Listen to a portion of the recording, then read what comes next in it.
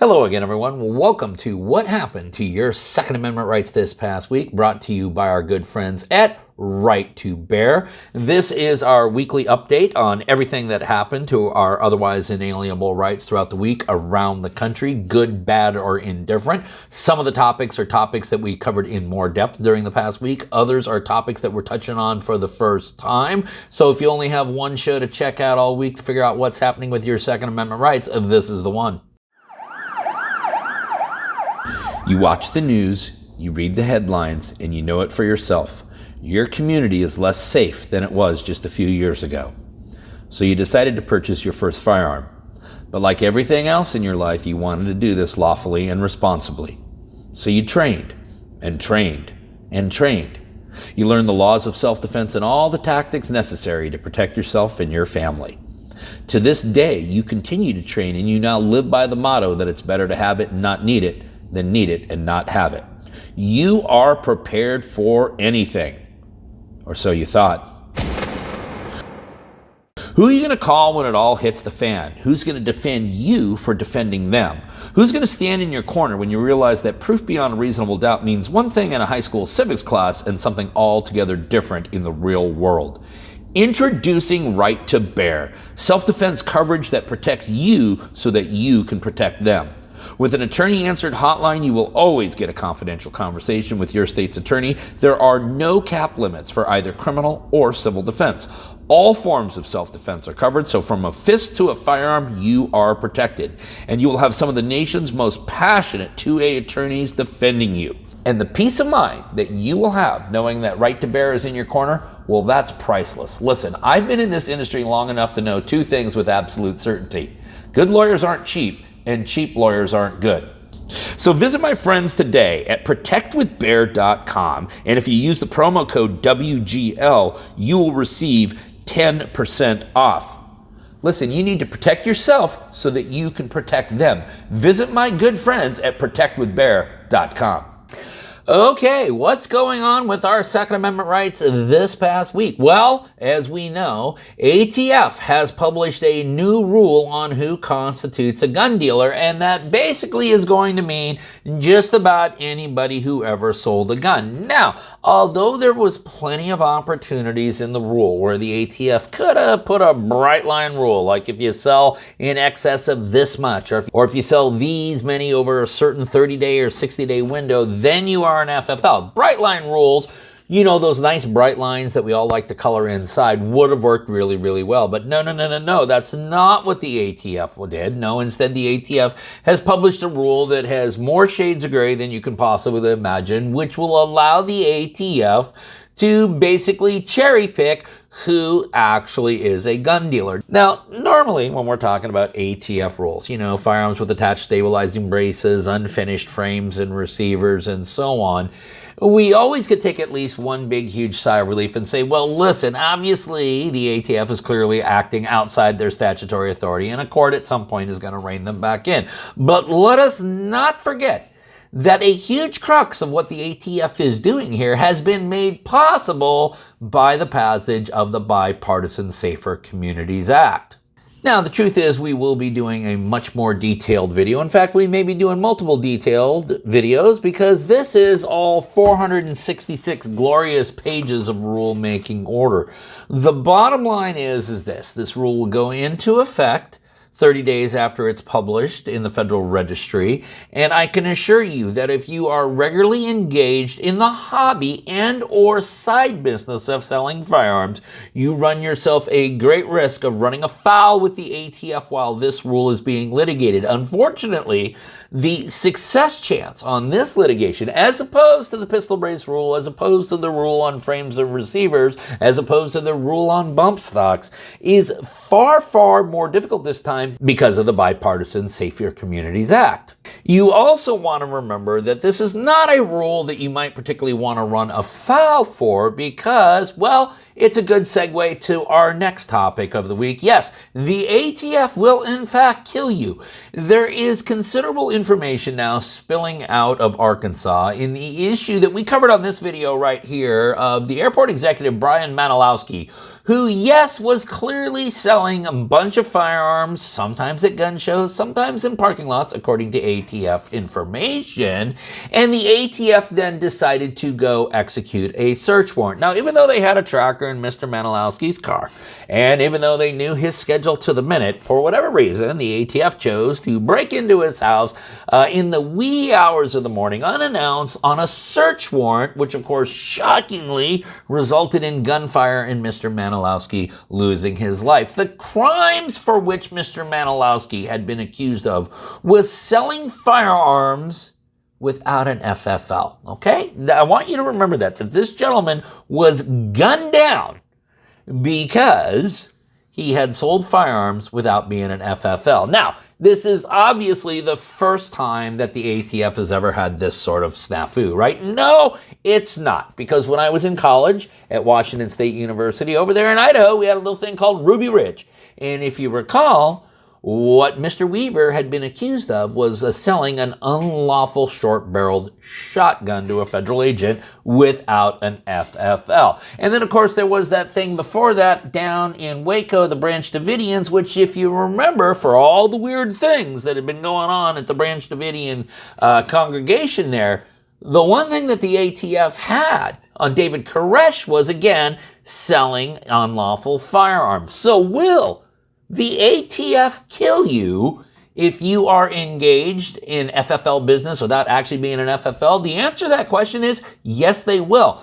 Now, there is likely going to be some litigation that comes out of Arkansas on this Manilowski case. I think the ATF is going to have a lot of questions to answer. I think this thing has a lot of Ruby Ridge written all over it. This is an arrest that could have been made incredibly easy, probably without incident. And for whatever reason, ATF and the command center there decided, hey, let's choose the most dangerous path. For more information on this crazy shootout that was completely avoidable, check out this video right here. The shortest injunction in the history of the United States. That's right. On Monday of this past week, at around 4 o'clock p.m., Washington Gun Law got word that an injunction had been granted in Cowlitz County, Washington by the Superior Court, which found that Washington's high-capacity magazine ban passed 2 summers ago was unconstitutional, which it is. That led to a flurry of Washingtonians running out there living like Americans again, a la a Freedom Week that we saw in California a few years ago. The FFLs probably made out like bandits all week, right? Wrong. Why? Well, because 88 minutes later, let me say that again, 88 minutes later, a Supreme Court commissioner, I didn't say Supreme Court Justice, Supreme Court Commissioner Michael Johnston, sua sponte, stayed that injunction. Now, the trial court down in Cowlitz County had published an incredibly well-written 55-page opinion. We'll link it up down below.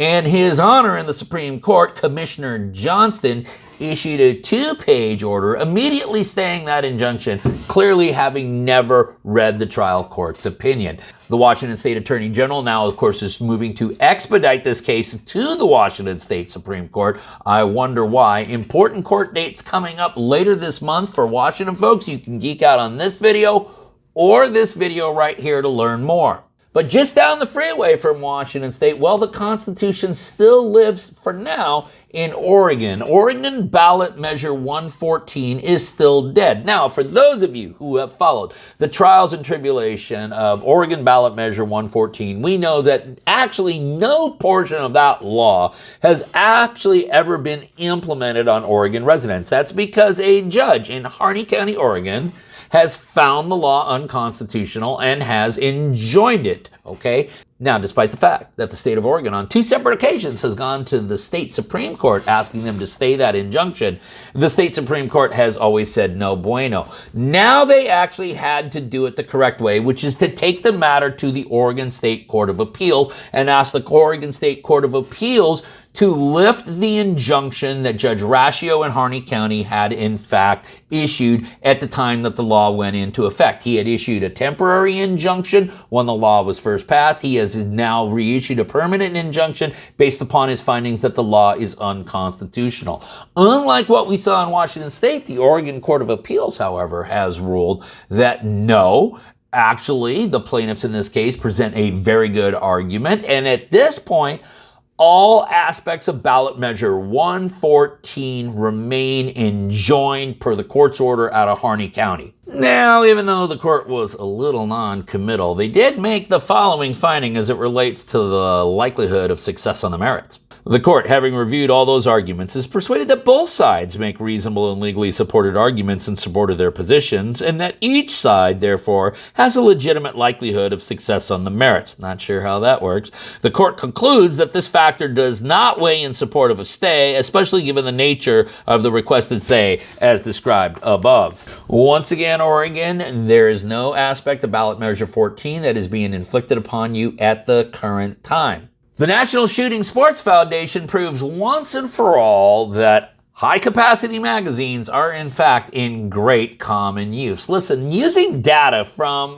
the ATF, that's right, data from the Bureau of Alcohol, Tobacco, and Firearms, National Shooting Sports Foundation took a look at all gun sales and magazine sales as reported to the ATF between the years 1990 and 2021. And despite the fact that not every single firearm manufacturer and every single magazine manufacturer cooperated in it, what we learned is from 1990 moving forward, 963 million magazines have been sold to Americans. That is almost 1 billion magazines. And of that 963 million magazines, 713 million had a capacity of greater than 10 rounds.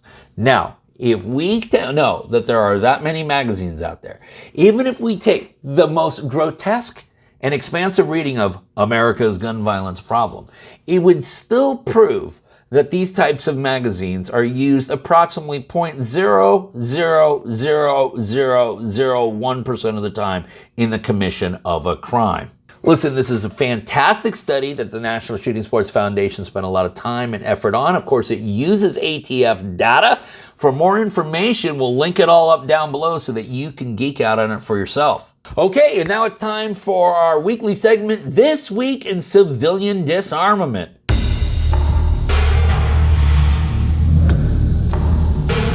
That's right. That's where we take a look at absolutely the most nefarious, most sinister, most evil thing being done to citizens somewhere in the United States by a state, local, or federal government. This week's winner goes to, shockingly, the state of California for the matter of Nguyen v. Bonta. For those of you who didn't geek out on that video right there, you can learn more about it. California had this crazy, crazy law where you could only purchase one firearm every 30 days. Now, the trial court in California has thrown that out because it is obviously unconstitutional. The state of California is now appealing that decision, and of course they should when you are appealing directly to the Ninth Circuit. Now, amongst the many ludicrous arguments that they're making, one of which is that the Second Amendment is not implicated by this statute because this deals with how a person acquires a firearm, and the Second Amendment only protects the right to keep and bear arms. But more offensive than that is essentially the state of California is arguing that, listen, if lawful and responsible California citizens are allowed to purchase more than one firearm every 30 days, it's only going to end up being used in crimes. They're going to stockpile this for what will ultimately become the criminal Armageddon. Don't believe me? Well, this is actually a quote from the Attorney General's memorandum.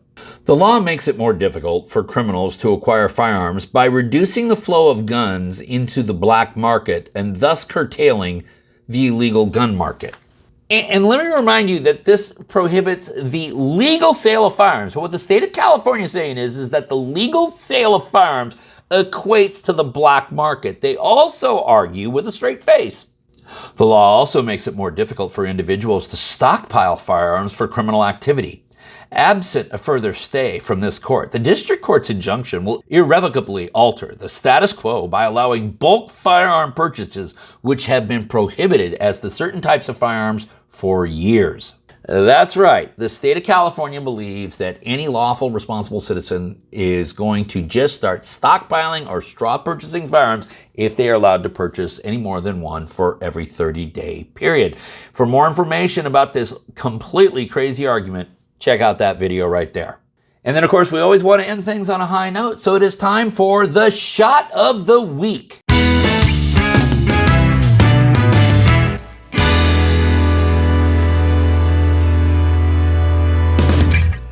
This week's award goes to 85-year-old Idaho resident Christine Genion, who met Derek Condon, who broke in to Miss Genion's home late one evening in rural Idaho. Now, after holding her at gunpoint and threatening to kill her and then rummaging through her home while she was tied to a chair, Miss Genion was then able to actually move herself to her bedroom where she kept her .357 revolver under her pillow.